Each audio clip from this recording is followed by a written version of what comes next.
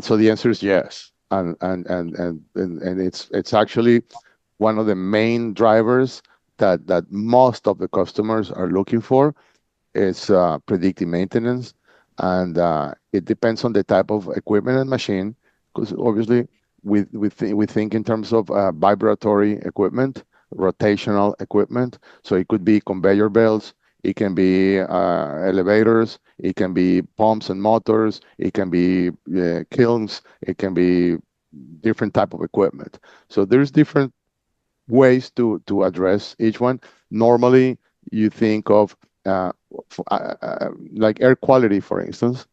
I can smell diesel as an example, which means I may have a leak in the generator, which we're not looking at, right? We can see different, we measure over 20 different gases. We sense inclinations, tilt, vibrations, pressures. We can see metal particles in oil.